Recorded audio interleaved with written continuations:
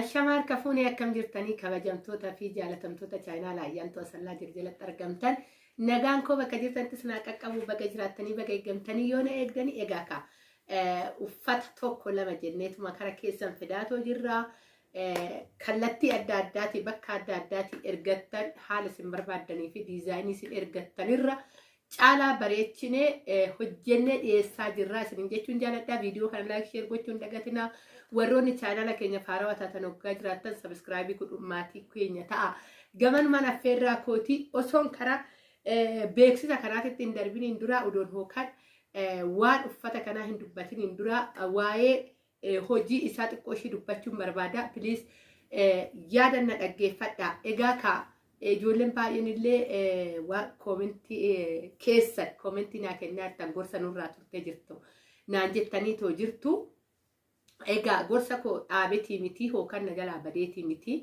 kennaan kooyi xiqqoo daa'ima wajjin jedhee hojii jedhee egaa kaa itti gaafatamummaa manaatiin jedhee kana kanaafidha inuman dhufaa siniin jechuun jaaladhaa erguun naqinaa amma kara hojiititti hoggaan seenee hojii kanaa egaa ani jalqabumaa jalqabee gaafuma chaayinaala kana baradhirraa eegalee wantin isin beeksisaa tures jiraate taanaan meeshaalee mukaatis haa ta'uu mana uffataa aadattis haa ta'uu manneen uffata kanniinis haa ta'uu hunda isaayyuu tokko tokkoon isinitti himaan ture ani kan mataa kiyyaa akka hin taane kan namaa akka hin beeksisu isa san immoo itti gaafatamummaa guutumaan guututti fudhadhee hojjisiisaa kan jiru anaadha maaliif ana fuula miidiyaa kanaatti ana beektanii yoo bades anatti itti gaafatamaa yoo bareedes anatti itti gaafatamaa wanta sirroofne san akka sirraa'u kan taasisus anaaf ana bichaadha jechuudha yookaan warroota hojjetan kanaa miti jechuudha maaliif anatu itti amanee suuraa natti ergitanii isinirraa fuudhe isa san hanga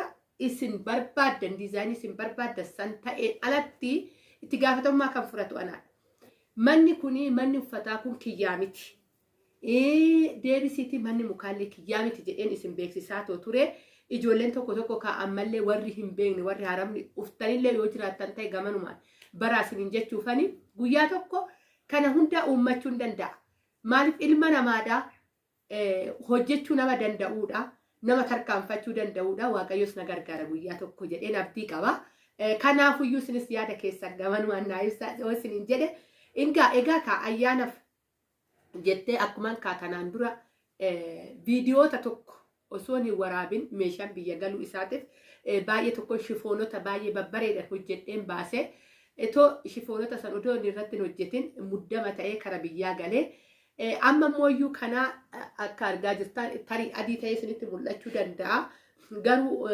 seerfarii yookaan jarri jedhu san yookaan immooyyuu kararii bishaanii kan jedhamu sanidha xilanni isaa kan irra jiru tarii xiqqoo fagoodhaa mul'ata malee gaafatti hiiquu adii ta'aayyuu akkanatti garuu hin beektan jedhee yaada naxaloota isaanii isiniin jechuun jaaladha egaa obboleettiin kun ayyaanaaf naa baasi jettee guyyaa 5 dura natti ergattee turte kunooti har'a guyyaan har'a roobidha viidiyoon kun tarii har'uma simbira ga'uu danda'a har'a qaxaroon keenya har'umatti baasnee fi jirra isiniin jechuun jaaladha egaa suuraa kana isiniifan teechisa suuraan kun ishiin kan ergite laastikii qalloo takkaanidha jechuudha laastikii qalloo takkaa dhugaan isiniin jedha goggaashiin natti ergitu abbaa sunis asuma jala jira hordoftoota kooti waan ta'eefidha wayyaa hojjisiifame wayyaa kanaan fakkaatu dhugaan isiniin jedha tarii viidiyoon kun hin beeku isinitti sirriitti mul'ateef kan hin beeku wayyaa kanaan fakkaatu suuraa isaa isiniifan teechisa tariitti isinitti mul'achuu dhabuu danda'a seeran malee kuni qixqixii godhame duuban haala kanaan hojjisiifame isiniin jechuun jaaladha baay'ee wayyaa bareedaa ta'ee fi wayyaa kwaalitii isaa eegee kuulli isaa tarii akkuma isiniin jedhu calanqisni isaa sanitti baay'ee mul'achuu dhabuu danda'a malee baay'ee bareeda kan ta'edha harka isaa argatanii baay'ee bareeda haalli hojii isaa egaa ani wayyaa kana zim jedheetuma tokko keessaa fuudhe malee umurii isaaniitiin kan hojjetamee toba isiniin jechuufani baay'ee bareeda wayyaan akkatti yoo hojjisiifame eenyumarraa hin bareeda furdaarraa bareeda qallaallaa bareeda nama qalloodha hojjaan qaba malee nama qalloodha jechuudha innaa kanaafuu anarraas bareedee jira namoota sanirraallee akka bareedu abdiin qaba haga amma wayyaan hojjisiifamee gale nuu ta'eedha malee nuun taane kan jedhan argine haala kanaanii isinitti mul'atedhee yaada wayyaan suni garuu wayyaan natti ergame sun dhugaan isiniin jedhaanuyyuu maaliif wayyaa salbaajii wayii fakkaataa hangan jedhu dirasiin gahe maaliif hojii isaatirraa kafan hojii isaatirraa bareedinni illee taananii isiniin jechuun jaaladha. Kana haala kanaan kan feetan diizaayinii feetan ergachuu dandeessu karaa hojiitiin. Anamma ofirratti miti kan amma tarsiise gizee hundaan kaawwadhee isin argisiisaara. Anarratti mattarameeti miti kan hojjisiifame. Suuraa abbaa sanii laallameetidha jechuudha. Umurii abbaa sanii fi suuraa abbaa saniitiin laallameeti. Wonka amma wayyaa kana keessaa filadheeti miti kanan kaawwadhe tokkuman kaasee kaawwadhe wayyaan kun 4 umurii isaanii wajjiniini duubni isaa haala kanaan wayyaa diizaayinii kanaan haala kanaan hojjisiifame taanan kafan wayyaan inni guddaan kanaafi sheebbidha inni guddaan wayyaan kan sirraa deemudha. Kana haala kanaan akkuma wayyaa kiyya hojjisiiseen jira jechuudha. Haala kanaanii kan natti ergame garuu suuraa hanga danda'ameen sirriitti illee isinitti mul'achuu baatu suuraa siniifan teechisa. Hojjisiisnee baafnee fi jirraa ayyaanaaf akka naa galu jettee jirti. Haala kanaan hojjisiisee fiitan jira isiniin jechuun jaaladha. Kunooti umurii isaaniitiidhani wayyaan kun haala kanaan hojjisiifnee warroonni barbaadan shifoonii barbaadan maatiidhaaf hojjisiisuu warri barbaadan dhufuu dandeessu. Qamisoota adda addaatiif dhufuu dandeessu. Miidiyoota adda addaatirraa ergachuu dandeessu. Haalli hojii isaa kanuma argaa jirtanii isinuyyuu ragaadha jechuudha. Maakoo ifaa isiniin jedhaa kana. Deebisee as gubbaatti abbaan sunillee wanna beekuu qabu isinis wanna beekuu qabdan jiraate taanaan naxalaan qabu wayyaa suni. Naxalaa abbaa hojjetituyyuu baaseef jechuudha. Hoon kana jedhu wayyaa wajjiniin hin jiru garuu hin baaseefi na hubattan jedheen abdii qaba. Suuricha santeechisaa abbichis jira azzala waan ta'eef abbichis ilaallata waan ta'eef suuraan ergamne uffata hin qabu. Fakkeenyaaf amma shifoonii uffata malee yoo bittuu naxalaa isaa bitteet shifoonii carqii isaatitti hojjisiista. Kuni garuu gaafuma duraa bahuu hirreefni isaa wajjiniin hin baane garuu dirqama wayyaan kuni naxalaa biraa barbaaddee gaafa bituu dhaqxu hin argattu. Nan uffadha odoo jettee amma uffadhee tan barbaade kanarraan uffachuun qaba jettee gaafa yaaddu hin argattu waan ta'eef wajjiniin baase haala kanaan namni kamuu ofirratti darbee deemuu danda'a. Maanguddoon immoo lamaanillee godhachuu danda'u. Ijoollee waxxaatii garuu haala kanaan ani wayyaan adiin narraa ni bareeda. Maaliif fulli ani xiqqoo nama magaalan jedhamu gurraatti man jedhamaa mitire magaalan jedhamu gurraatti man jedhama.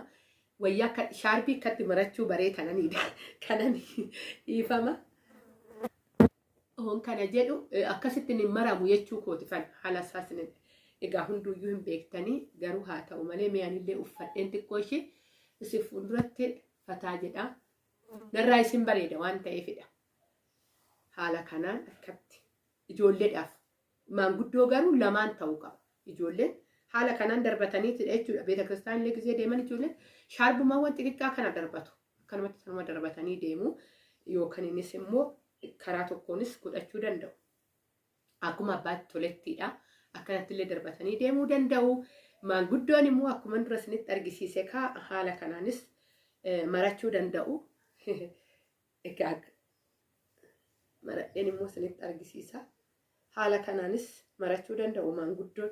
Hin bareeda dhugaa keessattuu maanguddoo irraa anumarraa ulaalame anuyyuu maanguddoodha ka.